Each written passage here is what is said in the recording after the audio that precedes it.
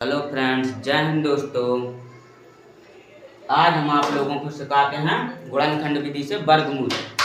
सवाल हैं दो। गुणनखंड विधि से वर्गमूल ज्ञात कीजिए।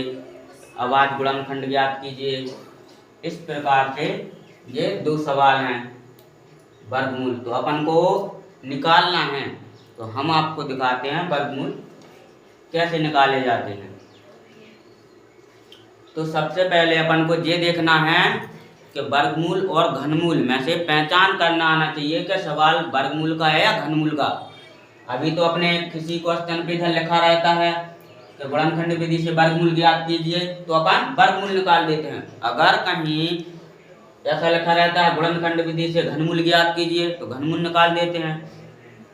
अगर क्वेश्चन नहीं लिखा है, उनने सीधा लिख दिया मान ज्ञात कीजिए और दो संख्याएं दे दी, तो अपन कैसे पहचानेंगे कि वर्गमूल किसका निकालना है और घनमूल किसका निकालना है।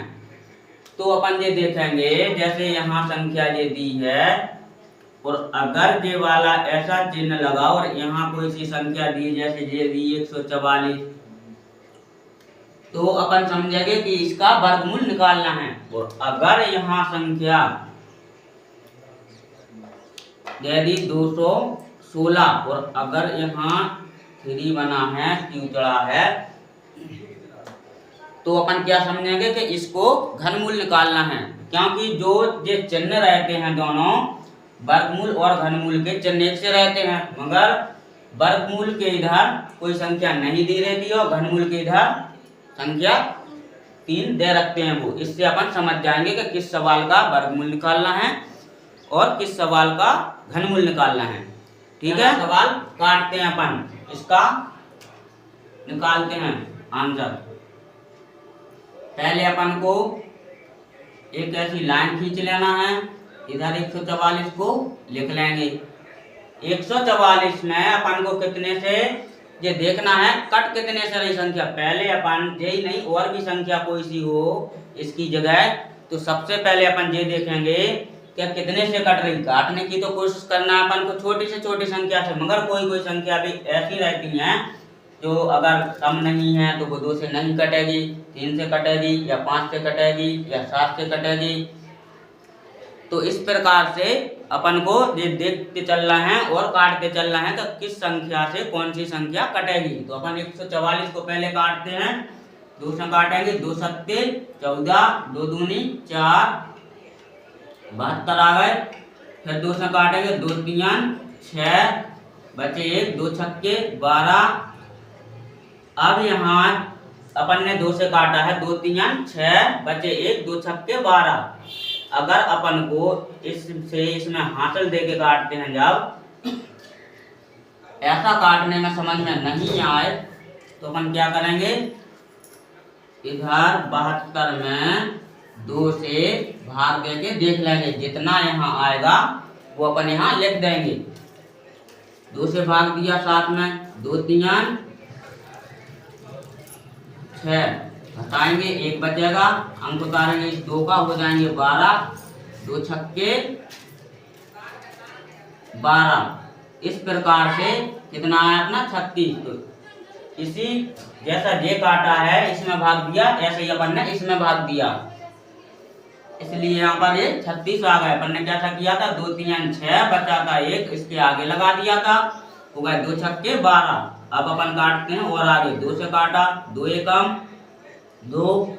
इसी प्रकार से जैसे यहाँ 1 बचा था, इसमें भी 1 बचा है, तो आगे लगाएंगे, कितने हो जाएंगे 16, 2 अट्ठे 16।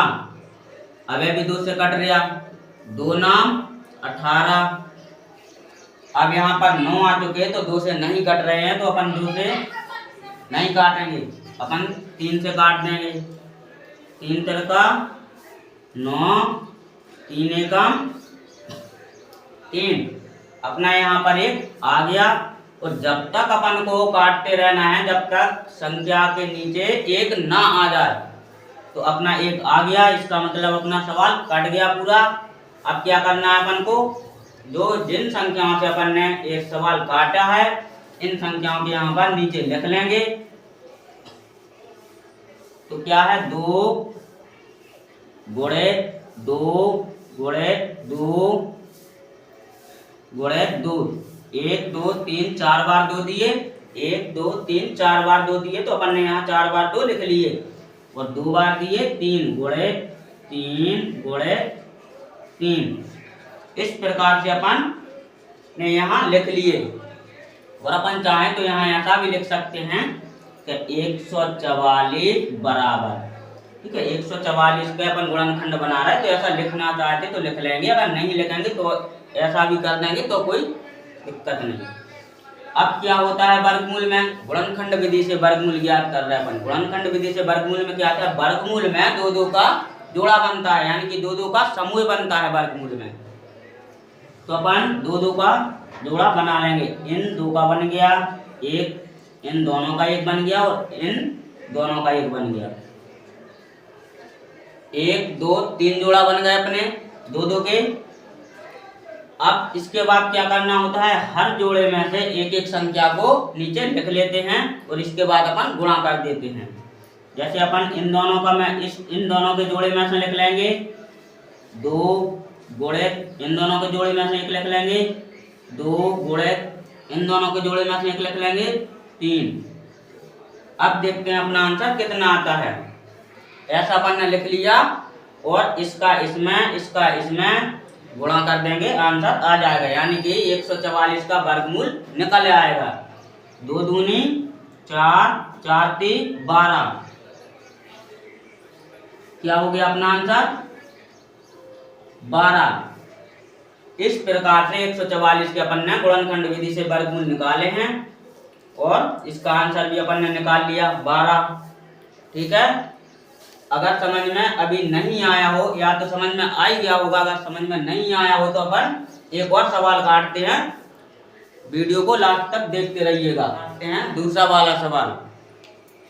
तो क्या करना है अपन को, जैसी लाठी इसमें खींची थी एक लाइन, ऐसी खींच लेंगे, और यहाँ पर 1225 को लिख लेंगे। 1225 लास्ट में 5 है, यानी कि 2 से संख्या नहीं कट रही है, लास्ट में 5 है, तो ये 5 से कट जाएगी, तो अपन 5 से काटेंगे।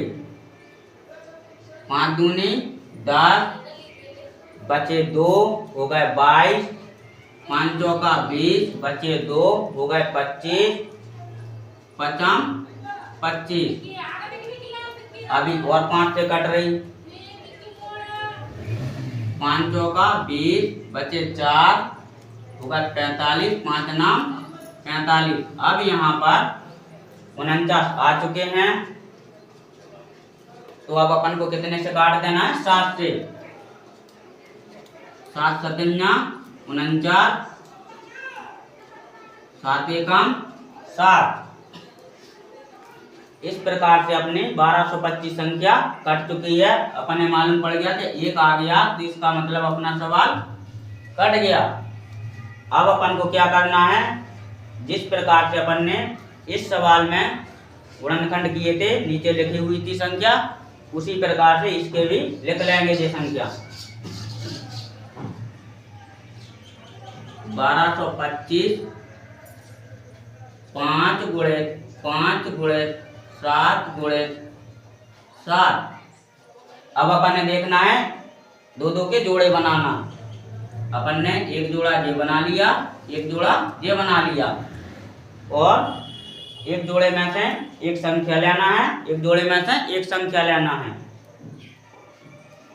5 गुणे 7।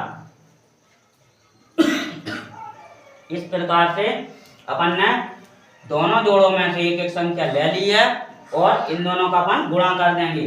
7 पन्ना 35, तो ये रहेगा अपना आंसर, यानी कि 1225 का वर्गमूल 35। इस प्रकार से आज हमने आप लोगों को गुणनखंड विधि से वर्गमूल निकालना सिखाए हैं और बोर्ड पर समझाए हैं। तो आप लोगों के लिए वीडियो अच्छी लगी हो अगर तो लाइक और सब्सक्राइब करना ना भूलें। और एक सवाल और देते हैं हम आप लोगों के लिए कमेंट में, जिसका आंसर आप देना। ये रहा अपना तीसरा सवाल। तीसरा सवाल, पहला सवाल है अपना 144, इसको अपन ने काटा है। दूसरा सवाल है अपना 1225, इसको भी अपन ने निकाला है। इसी विधि से इसी प्रकार से अपन तीसरा सवाल 324, ये रहा अपना तीसरा सवाल। इसको आप लोगों को काट के कमेंट में आंसर बताना है। ठीक है, धन्यवाद।